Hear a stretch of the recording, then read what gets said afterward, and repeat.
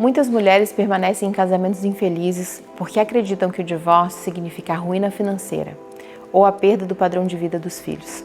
Se você sente que está presa porque ele controla o dinheiro e não tem autonomia, este vídeo é para você. Neste vídeo eu vou lhe explicar como a lei protege a sua subsistência e o que pode exigir de imediato para você não ficar desamparada e ainda como transformar essa dependência em liberdade com estratégia jurídica adequada. Em regra, os maridos que têm empresas, eles fazem um controle financeiro tão limitador para essa mulher que, por exemplo, nem para dar o primeiro passo para o divórcio elas conseguem, porque às vezes elas não conseguem nem pagar a consultoria jurídica inicial. Então, como eles fazem isso? Eles limitam as despesas todas em cartão de crédito para quê? Para que qualquer gasto eles possam controlar.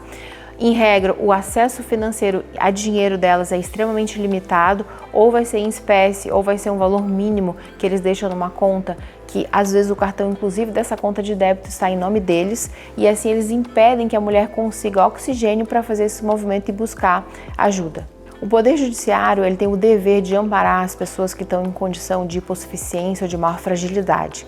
Então, num divórcio, em regra, existe uma liminar que é concedida, uma decisão inicial do juiz que determina o pagamento provisório de uma verba alimentar para garantir a subsistência da família dessa mulher, da prole, dos filhos, enfim, enquanto a partilha final não acontece. É possível também garantir algum acesso ao resultado financeiro das empresas, dependendo da natureza jurídica desse vínculo entre essa mulher e esse marido ou em relação a essa empresa, que seria uma participação de algum valor de distribuição de lucro ou algo nesse sentido. Ou em regra, se ela trabalha na empresa, também é possível às vezes mantê-la nessa atividade, ainda que seja de maneira remota, para que ela mantenha esse trabalho e consiga aferir essa renda de maneira ininterrupta até que ela consiga acessar o próprio patrimônio. Esse ponto é um ponto muito delicado que gera normalmente nas clientes muita angústia, porque é um desespero, né? Você pensa, como é que eu vou sobreviver até lá? Mas existe previsão legal para garantir isso. Claro que existe o mundo ideal, que é o mundo que você sonha, que você idealiza, e tem o mundo real, que é aquilo que o judiciário consegue se convencer daquilo que ele precisa deferir para você. Por isso que eu já falei aqui anteriormente que é essencial a demonstração do seu padrão de vida, as despesas que você tem quando casada, porque você precisa manter esse padrão de vida, principalmente quando a gente tem filhos, né? As crianças, a gente diz, tem uma autora brasileira excelente, que é a professora Maria Berenice Dias, e ela diz que os filhos são sócios do pai, ou seja, acontecendo o divórcio, eles devem ter acesso a tudo aquilo que eles teriam caso o pai continuasse em casa, caso mãe e pai continuassem casados. Então é nessa linha de raciocínio que a gente faz o requerimento para o Poder Judiciário para garantir essa subsistência até que seja possível ter acesso a algum valor maior. O que fazer então quando ele corta seu cartão de crédito, o acesso às suas contas porque você pediu o divórcio? Isso aí é flagrante prática de violência patrimonial. Embora as nossas delegacias ainda resistam um pouco nesse sentido, a minha orientação inicial é imediatamente registrar um boletim de ocorrência, alegando justamente essa questão da violência patrimonial, porque se você não tem acesso àquilo que você tinha antes, você não consegue existir. Sem dinheiro na sociedade que a gente vive hoje, não é possível existir, você não consegue se deslocar, então você tem o seu direito de ir e vir desatendido, você não consegue fazer uma consulta médica, enfim, são questões essenciais, basilares do ser humano. Então o primeiro ponto, na minha opinião, seria fazer um boletim de ocorrência. Ele precisa responder por isso, ir até uma delegacia e prestar esclarecimento em relação a essas questões.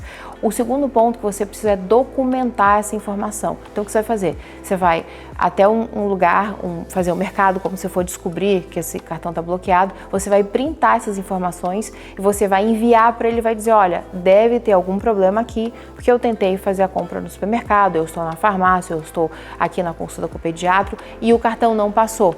E aí você vai formalizar isso e vai pedir imediatamente para que ele faça a ligação de novo, enfim, cancele esse desbloqueio. Porque você precisa dar publicidade para ele, para que depois ele não crie uma estratégia. Não, veja, eu nunca cancelei nada, foi um problema no sistema, ou o cartão foi clonado. Eles criam várias alternativas para justificar essa ausência. E, inclusive, isso é prática de gaslighting. Sabe quando acontece aquela situação que você tem certeza que a pessoa disse aquilo, pensou aquilo, ou tomou aquela atitude, mas na verdade, ele diz que não foi nada disso e ele tenta te convencer que a realidade é outra. Então, isso muitas vezes enlouquece as mulheres mulheres é uma prática bastante violenta. Então, para você se preservar, inclusive do gaslighting, para não aparecer, por exemplo, para a família dele, isso é um outro ponto, dependendo da família que ele tenha, é importante você comunicar isso para o pai, né, para os avós, enfim, olha, é o seguinte, eu não sei o que aconteceu com fulano, mas ele simplesmente bloqueou o meu cartão, eu não tenho como ir para lugar nenhum, eu não tenho como fazer, eu tô aqui na consulta com fulano. E aí, se esse avô, essa avó, alguém, né, um tio, uma tia, toma as dores e faz essa intervenção, você consegue acessar algum valor para garantir esse ato, esse dia, essa semana, enfim. Mas você precisa dar publicidade para essa violência e você precisa nominar essa violência. Você tem que dizer, olha, você está praticando violência patrimonial, o dinheiro também é meu, você não pode fazer isso e você precisa fazer um boletim de ocorrência. E você precisa ir ao banco, comunicar essa informação e pedir uma outra via do seu cartão, porque se você é segunda titular, ele não pode simplesmente bloquear o seu cartão e você ficar inacessível. Também é algo muito delicado em relação às instituições financeiras, mas você precisa levar essas informações para gerentes e formalizar. Eu estou aqui, eu quero que você me dê um papel, eu estou lhe dizendo que o meu cartão foi bloqueado, eu quero que você me diga por que foi bloqueado, a pessoa vai te dar, você vai exigir, olha, eu quero uma informação por escrito, conforme ordem tal, essa determinação do celular tal, enfim, algo assim, para você comprovar que você de fato está sofrendo esse tipo de violência. Isso é inadmissível, não se encolha jamais. É bastante comum a mulher aceitar um acordo financeiro ruim por receio de no futuro passar a necessidade, não ver as suas necessidades atendidas. Mas isso gera, consequentemente, um problema muito ruim, porque como esse acordo é ruim, em regra esse valor ele não se sustenta, ou seja, ele não foi construído de maneira justa e provavelmente não abraça, ele não protege aquilo que você teria direito, aquilo que você teria acesso. Então é fundamental que você não faça um acordo com urgência, com esse receio, porque na verdade depois vai ficar, tem uma expressão, né, que a gente usa, mais caro o molho que o peixe. Então o acordo que você firmou, ele é insuficiente para você conseguir tocar a sua vida. Você foi lá de maneira, como é que eu vou dizer, um pouco impetuosa, né, com uma urgência de resolver isso imediatamente para você conseguir acessar um mínimo e ter um pouco de dignidade, mas depois essa realidade não se sustenta. E o que acontece? Você vai querer discutir esse acordo.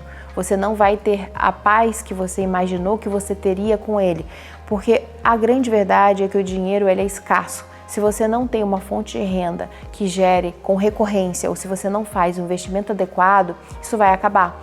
E assim, eu vou lhe dizer mais, se você tem filhos, em regra as mães atendem às demandas desses filhos de maneira muito mais assim imediata do que os genitores. Então assim, para não pedir para o pai, porque o pai vai dizer não, automaticamente eles vão pedir para a mãe, porque a mãe vai dar um jeito.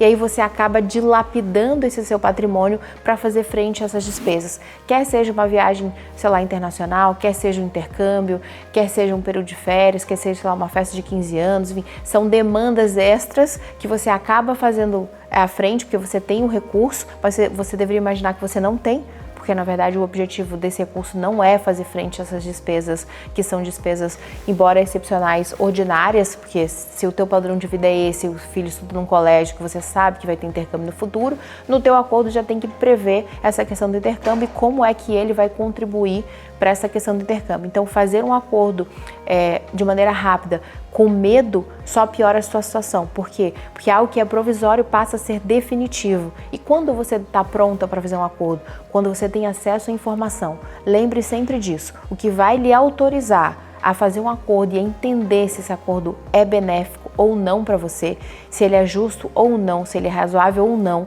não sou eu quem vai dizer isso, não é o advogado, não é ele, é você analisar o patrimônio e conseguir apurar diante desse patrimônio, diante dessa realidade, um acordo construído dessa forma, com essa rotina, com essas parcelas, é um acordo ok para mim. E aí você tem condições, claro, você vai pedir ajuda de um profissional qualificado, você vai receber orientação, mas você tem que se apropriar dessas informações. A vida é sua, o patrimônio é seu e você precisa acessar isso de maneira clara para você poder escolher.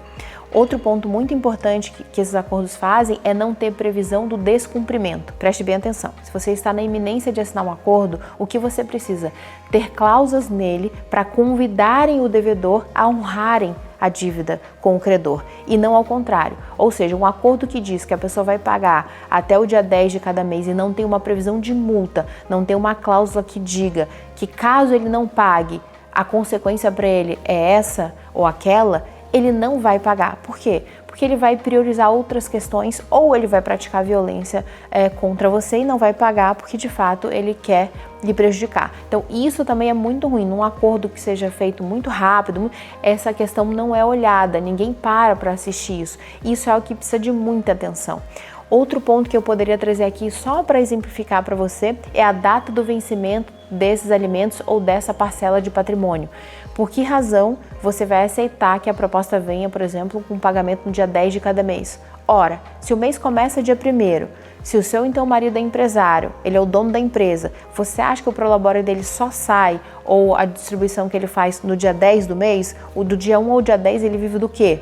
Não existe isso, você precisa colocar essa data como o último dia do mês anterior ou no máximo dia 1º do mês seguinte.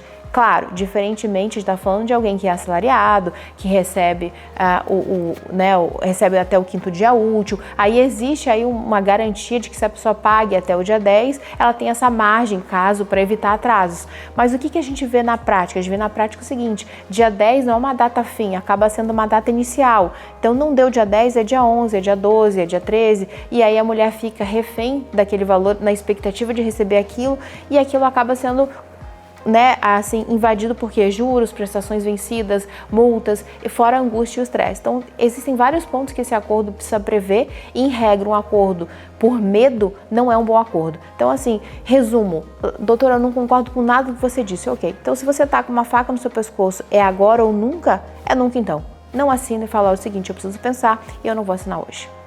Você precisa cuidar de você, ele não vai cuidar. Eu acho lindo o direito, na verdade, né? Por isso que eu acho que eu tô aqui hoje, inclusive. Mas a gente precisa ter muita atenção em relação a essas questões dos direitos que as mulheres têm e perceber e fazer uma análise cuidadosa em relação a isso, para a gente não levar prejuízos que sejam depois irreversíveis. Então, vou te dar um exemplo aqui de quando uma cliente que desconhecia o direito dela nos procurou e a gente alertou em relação a isso. E isso foi muito positivo para ela. Eu tenho um caso de uma cliente que, quando ela foi fazer a aquisição do imóvel da casa residencial desse casal, ela contribuiu com um valor que não correspondia a 50% desse imóvel, tá? Ela vivia em união estável e essa relação ela não estava formalizada ainda. E aí, quando não está formalizada a união estável, né, você precisa saber que o regime que a gente aplica é a comunhão parcial de bens. Então, ela foi lá e contribuiu com um percentual para a aquisição desse bem, salvo engano, coisa de 20% sobre o valor do bem, e então o parceiro dela contribuiu com 80%. Quando ela foi fazer a separação dela, o divórcio, ela me procurou convicta de que ela teria direito a 20% desse bem, que foi o que ela contribuiu, que totalizava 100% das economias dela quando ela quando ela iniciou essa relação. Mas tem um detalhe aí que foi muito violento para ela, que é o seguinte: esse imóvel ele foi todo mobiliado e ele sofreu algumas reformas, então o valor dele aumentou consideravelmente. Mas para isso existiu uma dívida, né? Uma dívida que foi feita para garantir essas reformas e as mobílias, etc. Então o que acontece? No acordo era mais ou menos o seguinte a proposta: eu, que sou fulano, assumo as dívidas e você não precisa pagar nada, mas também não recebe nada. E ela não tinha entendido que quando existe uma união estável, as dívidas são comuns em relação à questão do imóvel, sim, mas todos os valores que foram construídos no curso da relação também são. Então, a construção do patrimônio, ela liberava essas dívidas e, além de tudo, em relação a esse bem, ela tinha direito a 50% e não a 20%, que era o valor que ela tinha efetivamente contribuído. Então, assim, isso geraria mais ou menos um prejuízo para essa minha cliente próximo a R$1 milhão. Então, veja, se ela não tivesse buscado a orientação adequada, ali acho que por 2 ou 3 dias ela teria assinado esse acordo, confessando que ela tinha essa dívida, abrindo mão desses 30%, sem perceber que isso acontecia. Então, assim, como qualquer ciência, é essencial também no direito que você busque orientação adequada para que você não cometa erros contra você mesma. O divórcio já é algo complexo, já é um momento de vida que você está fragilizado. Muitas vezes as clientes vêm num período perimenopausa, menopausa, estão confusas, o cérebro não está 100% e, além de tudo, você vai de peito aberto assinar um acordo. Isso é praticamente cometer um suicídio. Fique atenta a isso. Se você assistiu esse vídeo até aqui e é casada com um empresário, está decidida pelo divórcio, fale comigo.